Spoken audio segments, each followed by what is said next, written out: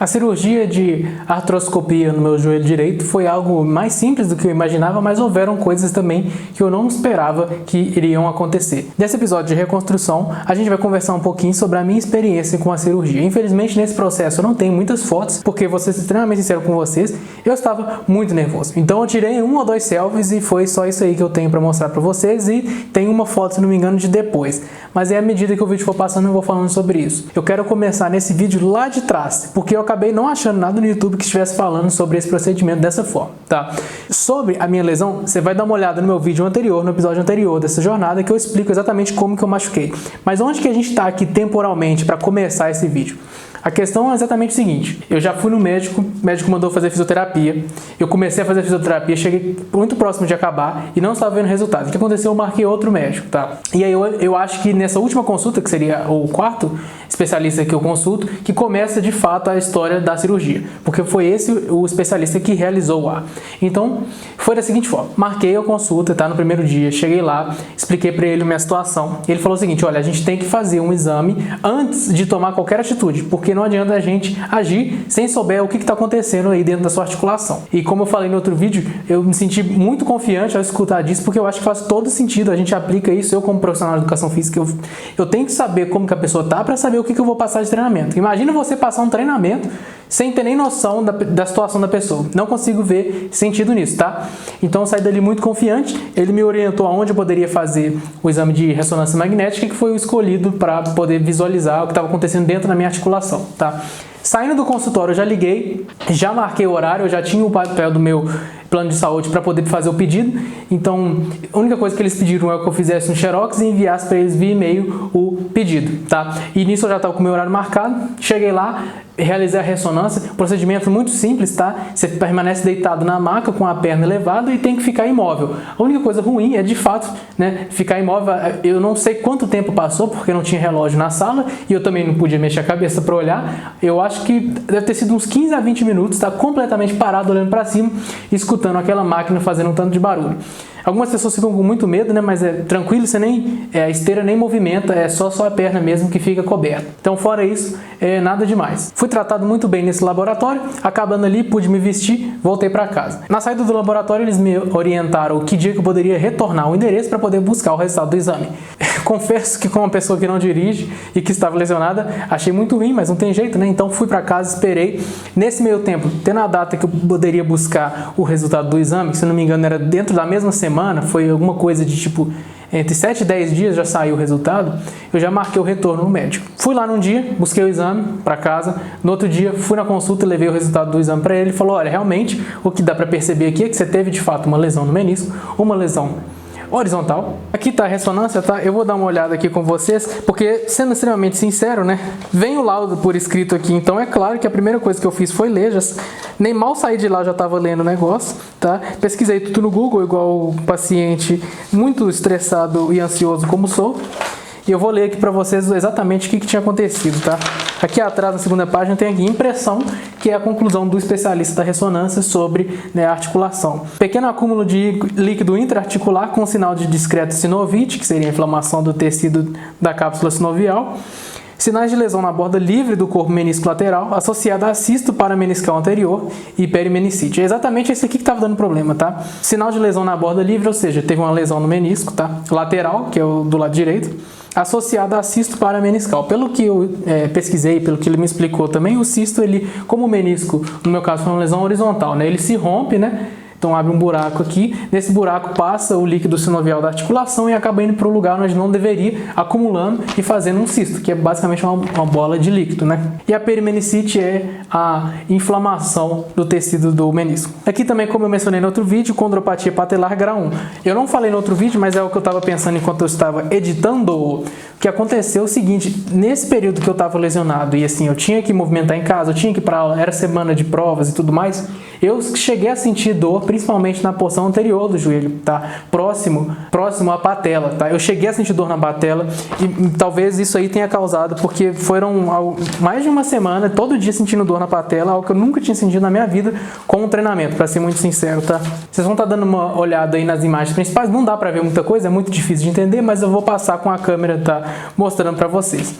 Enfim, ele confirmou de fato ia precisar de cirurgia, então eu deveria me preparar para tal. Aí que vem um processo que eu realmente não sabia como é que funcionava, tá?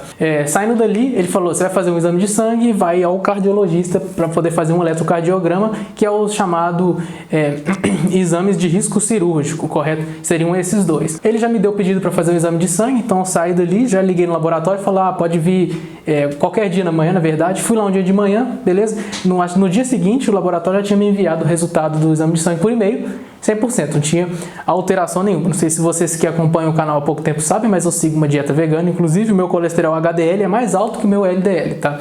Então, realmente o exame de sangue veio muito bom. E nisso, já liguei e fui procurar, na verdade eu fiz na internet, mas fui procurar um cardiologista. Eu vi vários lá e, sinceramente, como é só um exame extremamente simples, marquei o primeiro que tinha na lista para eu conseguir fazer isso o mais rápido possível. Foi uma experiência muito diferente, como é que eu posso dizer assim, porque eu fui num cardiologista assim bem idoso, bem velhinho, que não tinha nenhum computador além do eletro dentro da sala. Ele me deu o laudo à mão. Não vou mostrar com muito detalhe, tá? Porque aqui também tem informação pessoal minha, do médico e tal, mas a classificação de risco que eu recebi foi a mais baixa. Isso eu descobri depois, quando ele leu pra mim que estava escrito no laudo, porque a caligrafia, sinceramente, não entendi nada.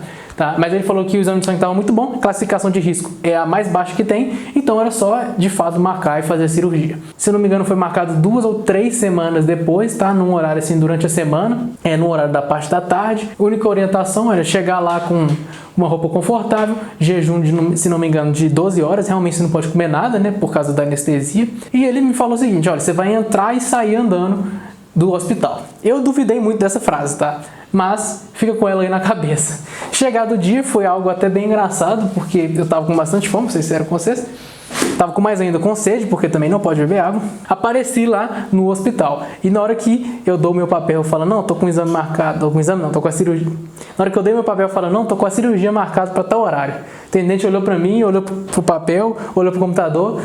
Só um minutinho aqui, pode esperar. Aí eu, putz... Cheguei no dia errado, deu problema e tal. E o que acontece foi uma situação bem curiosa, assim. Nesse mesmo dia, vamos supor, eu não lembro exatamente o horário, vamos supor que eu marquei a cirurgia 3 da tarde. Nesse mesmo dia, tinha uma pessoa agendada para, 1 da tarde, muito próximo a mim, chamada Gabriel Martins, com lesão no joelho direito, no menisco. Então foi muito curioso, que tinha, inclusive, se eu não me engano, foi um dia da Copa que tinha um jogo do Marrocos, que estava passando na televisão do hospital. E eu lembro exatamente dessa situação de estar lá sentado e pensando assim, pô, tem uma pessoa exatamente, Gabriel Martins, o mesmo problema, o mesmo joelho. Até fiquei pensando se o médico não marcou sem querer nós dois no mesmo dia. Mas enfim, houve uma confusão de horário, tá? E eu acabei tendo que esperar um pouquinho a mais para a pessoa fazer a cirurgia dela, ser liberada tudo certinho e para depois eu ir. O que é curioso, né? Porque o meu horário era antes, na verdade. Acabei de lembrar. Enfim, não tem problema. Ela me falou para eu esperar um pouquinho lá na recepção. Daqui a pouco me liberou para a sala. Nisso a gente conversa antes com uma enfermeira. Ela pega todas as informações, faz um tanto de perguntas, né? Sobre a sua saúde de maneira geral, dá uma olhada nos seus exames, marca a perna. Me perguntaram, confirmaram diversas vezes se era de fato a perna direita, até que por fim, né, ela marca a perna, faz um desenho com um pincel para a pessoa saber exatamente aquela perna, mas acho que me perguntaram 15 vezes, o que eu não acho ruim, tá? Porque imagina se você operar na perna errada.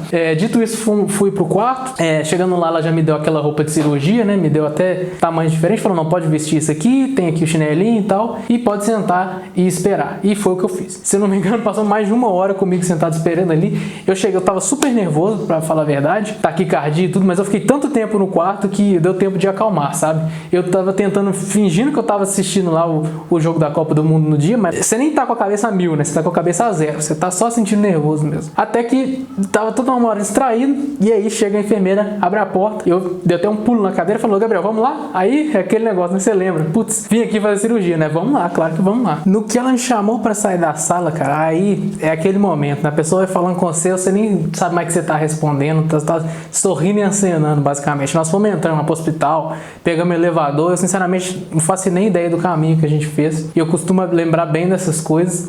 Fomos andando lá, passamos por uma sala onde tinham várias camas, né, com divisórias assim. Eu notei aquilo, achei até curioso, e entramos para a sala de cirurgia. Ajustou lá pro meu tamanho, né, pra minha altura, deitei, estiquei o braço, e nessa hora tava assim, super nervoso já, até com dificuldade quase de respirar. A pessoa veio conversando comigo, perguntando como é que eu machuquei e tal. Aí daí a pouco acabou o assunto, tinham 2 enfermeiras na sala, né, preparando tudo, preparando equipamento e tal, e o médico não tinha aparecido ainda. E nisso elas estavam conversando de coisa aleatória, assim, eu até lembro, estavam conversando, falando que não tinha almoçado ainda, era tipo, sei lá, 3, 4 horas da tarde já. Aí eu entrei na conversa delas também, eu falei assim, cara, eu tenho que distrair, porque eu tô muito nervoso. Comecei a conversar e tal. Aí nisso uma delas chegou assim pra falar comigo, falou: Gabriel, você tá precisando de mais um cobertor? Você tá com frio? O ar-condicionado lá é forte, né? Mas minha perna tava pulando assim, ó, na cama. Aí eu, não preciso não, eu tô nervoso só mesmo. E aí ela falou: eu tô vendo aqui seu batimento cardíaco realmente tá bem acelerado. Eu falei: cara, tem que fazer o quê, né? Tô muito perna pulando assim, e realmente não era frio. Mas aí beleza, daí a pouco passou um tempinho, chegou o médico, me cumprimentou, falou: Gabriel, como é que você tá? Tudo bem? Eu, pô, na medida do possível, né? Tamo nervoso aí na expectativa. Ele: não, pra ficar tranquilo, você não vai sentir nada e tal. Eu cheguei a ver, aqui eu tenho que fazer o parênteses, né? Eu cheguei a ver vários vídeos aí na internet falando da cirurgia, pessoal falando da recuperação. Tem vários vídeos em inglês também, só que o jeito que eles fazem nos Estados Unidos não é igual eles fazem no Brasil, tá? Até a anestesia é diferente. Eu sabia que eu recebia anestesia RAC, o médico já tinha comentado isso comigo, eu tinha pesquisado na internet e ela é a mais comum mesmo para esse caso, então tava um pouquinho nervoso também, considerando que você leva, né, a injeção à coluna e tudo mais, aí eu tava bem com o pé atrás por causa disso, eu literalmente não sabia o que ia acontecer, é mais ou menos por causa disso. Eu tenho até mais medo da anestesia do que da cirurgia em si, mas eu acho que depois dessa experiência foi bem tranquilo. Enquanto o médico tava arrumando tudo, a enfermeira chegou e falou: Gabriel, agora é o seguinte, nós vamos colocar aqui o equipamento aqui na sua mão, né, na sua veia, e vai ser tudo que você vai sentir. E eu, pô, brincadeira, né, o pessoal inventa de tudo, então beleza e tal. Aí é só picadinha assim, pra quem já tá acostumado a tirar sangue, né, é mais ou menos a mesma sensação. Coloca ali o acesso, se não me engano é esse o equipamento, e tudo jóia. Ficou ali, não sei se estava me dando soro, alguma coisa assim, mas ficou conectado, né. Depois que conversei um pouquinho com o médico, passou um tempinho, ele arrumou tudo, me posicionou, chegou a anestesista, e aí que é muito engraçado, né, eu não lembro o rosto dela, não lembro o nome dela, apesar dela ter vindo e se apresentado pra mim, isso realmente foi embora. E eu lembro das seguintes palavras que ela falou: bom, então vamos lá, né, vamos começar. Cara, é só isso. Ela falou essas palavras, eu fechei o olho, na hora que eu abri, eu já estava sendo deitado na maca, naquelas camas que eu falei anteriormente que eu tinha visto lá fora. Foi literalmente isso. Pelo que eu conversei depois, pesquisei e tudo mais, a anestesia RAC de fato é na coluna, só que antes disso ele te dá um sonífero, tá? Então, parece brincadeira, mas ela falou: então vamos lá, e apagou. Eu, assim, é igual quando a gente cai no sono, a gente não sabe exatamente quando a gente cai no sono, né? Mas ao mesmo tempo é diferente, porque foi papo de fechar e abrir o olho, sabe? Eu tava esperando essa minha visão ficar turva, como se estivesse bêbado, sei lá, alguma coisa assim, e foi literalmente, fechei, abri o olho, já tava deitado lá, mas ainda tava com muito sono, fechei, abri o olho de novo, já tava no quarto. E foi literalmente isso, já tava no quarto, mas sentado assim, né? A pessoa que tava comigo até falou que me viu chegando, eu me levantei, né? Apoiei meu próprio corpo para poder sentar, de fato não lembro nada disso. Eu me lembro de já estar deitado na cama, assistindo televisão e conversando, sabe? Foi aí que a minha memória volta, vamos dizer assim. E aí eu lembro que a enfermeira falou: olha, tá tudo certo agora, é basicamente só esperar a anestesia passar e a gente vai saber, né, o ponto-chave disso é quando você conseguir ir no banheiro fazer xixi. For no banheiro fazer xixi, a gente pode liberar. Aí eu fiquei sentado lá, basicamente bebendo água, esperando a hora de fazer xixi. Ela me deu um alimento também, era uma sopa, se não me engano. Não lembro exatamente de que era e tal, mas me deu uma sopinha lá e eu não consegui comer na hora. É uma sensação muito interessante e curiosa aí que a gente sente, né, e você aí, talvez que tá assistindo esse vídeo porque vai fazer uma cirurgia, você vai sentir isso também, aqui é como se você tivesse, não sei se vocês já tiveram insônia, mas aí quando você tem insônia e tá tipo muito à noite, 3 da manhã, você não consegue dormir, mas você também não tá acordado, é uma sensação que você tá ali no meio termo, sabe, e é mais ou menos isso que você sente pós anestesia. Você meio que tá com um pouco de sono, mas você não quer dormir e você também não tá totalmente acordado e você fica ali naquele estado. Aí eu também nem consegui comer e tudo mais, nessa hora eu também já não tava com fome, mas aí fiquei bebendo um tanto de água, custei a fazer xixi, fui lá umas 3 vezes, e aí mais um detalhe TLDR, né, talvez detalhe demais, mas é engraçado porque geralmente você vai no banheiro fazer xixi e você sabe, né, o que você contrai, o que você relaxa e o xixi sai, basicamente isso, para não entrar em detalhe. Só quando você está completamente anestesiado, você literalmente senta lá e não sabe o que fazer, então isso é muito curioso mesmo, porque você não vai conseguir fazer força porque você está anestesiado, você não vai conseguir relaxar porque você também está anestesiado, então é como se você esperasse um milagre, né, e foi mais ou menos isso. O que é muito curioso, isso eu não esperava, é que entre aquelas coisas que a enfermeira falou, ela falou o seguinte: olha, quando você for no banheiro, fique em pé. Não vai... Você vai apoiar, você tá com um andador, eu tava com um andador no caso, mas você pode ficar em pé sem medo, pode apoiar na perna, não tem problema. Isso, de fato, eu não esperava. Achei que eu não ia poder nem pôr peso na perna, mas fui andando, né, com o andador e apoiando a perna mesmo, né? Na hora de sentar foi um pouco mais difícil, né, porque aí eu não conseguia fletir o joelho. Fui apoiando e deixando a perna esticada, mas consegui. Enfim, chegou uma hora que eu consegui urinar, e aí foi questão de chamar ela de novo, falar: olha, foi isso aí, então tá. Aí custou lá, trocou de roupa, fui sentar na cadeira de rodas até o carro e fui embora pra casa. Isso aí, se eu não me engano, por volta de 9 da noite eu já estava em casa, considerando que eu cheguei lá para as 1 da tarde, a cirurgia foi umas 3, 4 horas, deve ter sido 1 hora e pouquinho de cirurgia. Então, mais ou menos, né, na noite eu já estava em casa, de volta. Aí sim, é engraçado também, aí fica a dica, tá? Porque eu tive uma péssima viagem de carro até voltar para casa, porque na hora que eu pisei dentro do carro, me deu muita vontade de urinar, muito. Eu acho que o que ela se referia antes foi essa segunda vontade que eu tive, que parecia que explodia minha bexiga até chegar em casa. Foi papo de 1 minuto sem parar. Detalhe demais, mas se você for fazer cirurgia, às vezes espera um pouquinho mais. É extremamente desconfortável você ficar sentado com a perna e a bunda dormente. Parece que tá muito ruim assim. De fato, é aquela sensação de você meio dormindo, meio acordado. Aquilo estava me deixando super irritado, porque parecia que você de fato tá drogado, né? Mas é uma sensação bem desagradável. Então, pode parecer ruim, mas talvez depois que você urinar, espere um pouquinho mais, caso você queira urinar de novo. Fica aí a dica. Mas cheguei em casa e aí, sucesso. Foi papo de, literalmente, descansar, alimentar, beber bastante água, tá? Eu já poderia, com a perna, né, a perna esticada, eu podia colocar o peso em cima da perna, mas, assim, por ideia minha, eu resolvi dar 2 a 3 dias, se não me engano, foram exatamente 3 dias, 100%, né? Nesse caso, eu já estava com a muleta, eu já tinha alugado a muleta. Eles nem falaram, nem mencionaram isso, nem o médico mencionou sobre isso, ninguém na verdade, mas eu por conta própria já tinha alugado uma muleta, tá? E aí nos 3 primeiros dias eu literalmente não pus a perna direita no chão, tentei evitar por conta própria mesmo, por ideia minha. Para ser mais exato, foi numa terça-feira e assim, o dia que eu já tava só segurando a muleta, né, sem apoiar o corpo nela e andando, foi lá pro sábado, tá? Do sábado até a semana seguinte, a sexta-feira seguinte, que foi o dia que eu retornei ao médico, eu já estava conseguindo andar. Eu me lembro até de, acho que na quarta seguinte, ou seja, mais de uma semana depois, um pouquinho mais de uma semana depois, eu lembro que eu estava assistindo, acho que era um jogo do Brasil, inclusive, estava sentado no sofá, com o joelho enfaixado ainda, eu fiquei todos esses dias, né, com o joelho enfaixado. Você tem que esperar 48 horas para poder tirar a faixa e lavar, e depois disso eu colocava a faixa e tal, apesar de não ter tido muito problema. Cicatrizou assim, perfeitamente, é um corte minúsculo, depois eu posso mostrar para vocês.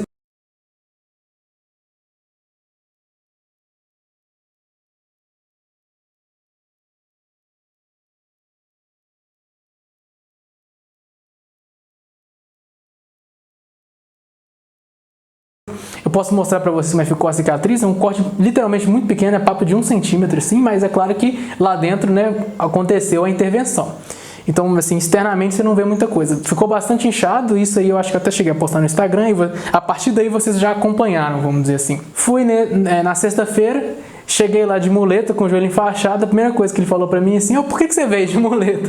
Aí eu falei: pô, eu achei que eu tinha que estar fazendo isso. Ele: não, pode deixar, pode tirar a faixa, inclusive, a gente vai tirar os pontos aqui, você pode voltar para casa andando. Só não exagera, tá? Mas caminhar, você já pode. Depois de exatamente 10 dias de muleta com o joelho enfaixado, você fica meio bambo assim, mas é coisa de 1 dia, 2 dias andando, você já vai estar confiante o suficiente na sua própria perna. Então, na segunda seguinte, eu já estava conseguindo andar e sentar normalmente.